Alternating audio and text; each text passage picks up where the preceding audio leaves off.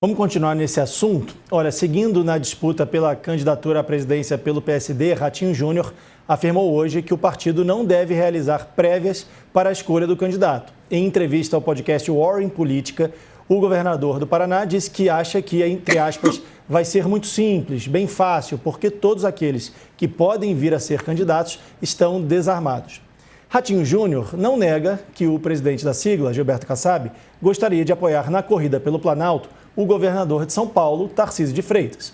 Ele avalia que Tarcísio seria o nome mais forte para representar a direita. Abre aspas, o mais viável de todos, fecha aspas. Mas o governador paulista já anunciou que vai concorrer à reeleição para o governo do estado mais rico do país. E aí, Letícia, eu queria saber o seguinte, Tarcísio era um nome muito forte, realmente. Com esse anúncio do Tarcísio, acredito que a direita e o centro percam força ali, no caso de uma candidatura do Lula, né? Porque o Tarcísio seria um nome mais forte para disputar contra ele, digamos assim. Como é que você avalia isso?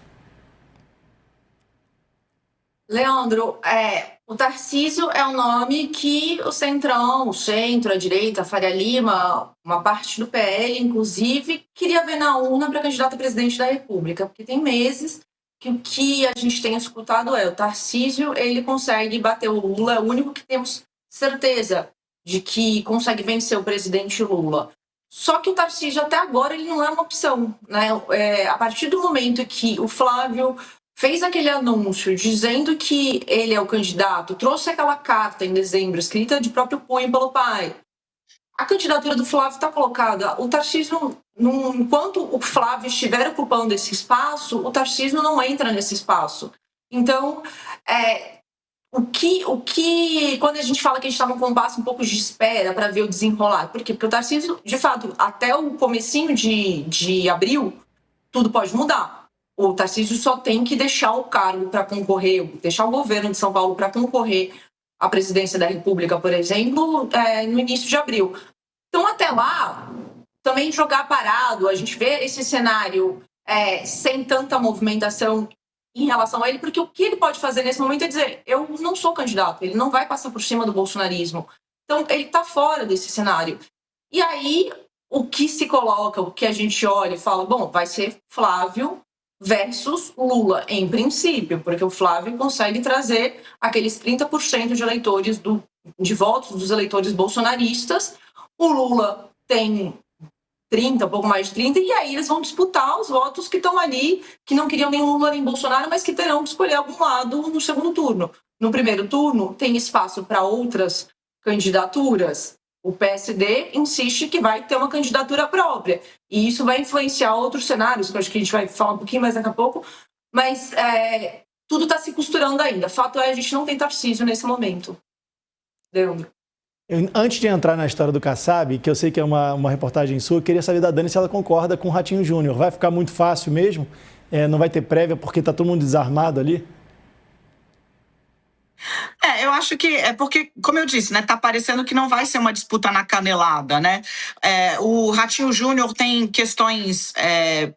É um político muito jovem, tem boas chances de, sendo candidato a senador, por exemplo, ter uma vitória tranquila no Paraná. Tem planos para todo mundo. O fato de o anúncio da filiação do Caiado ter sido feita ao lado dos governadores Eduardo Leite e Ratinho Júnior já é uma sinalização disso. Eduardo Leite também é um político muito conhecido pela capacidade de composição e não de embate.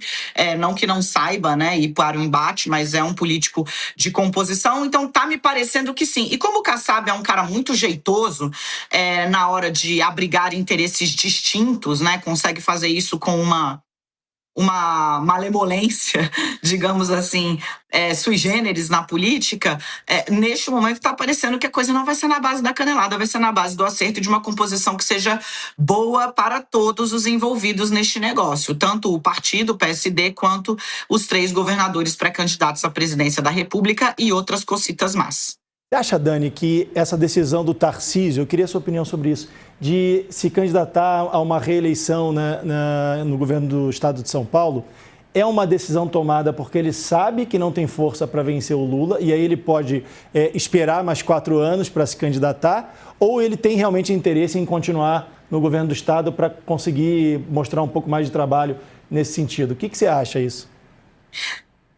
Acho que o Lula tem pouco a ver com a escolha do Tarcísio. Letícia vai no ponto, né? Tarcísio não teve condições de enfrentar o bolsonarismo. Porque, diferentemente de Caiado, o Caiado é um político, tô falando nele porque é o personagem da semana, né, Letícia? Letícia acompanhou de muito perto esses movimentos últimos dele. O Caiado é o personagem da semana, então vou centrar nele aqui como exemplo, né? Diferentemente do Tarcísio, o Caiado é um político de vida pregressa própria. Né? Ele já foi deputado federal, foi constituinte, foi candidato à presidência da República em 89, foi senador por mais de 2 mandatos, né? É governador pela 2ª vez consecutiva, um dos governadores mais bem avaliados do país, tem uma avaliação positiva na casa dos 80%.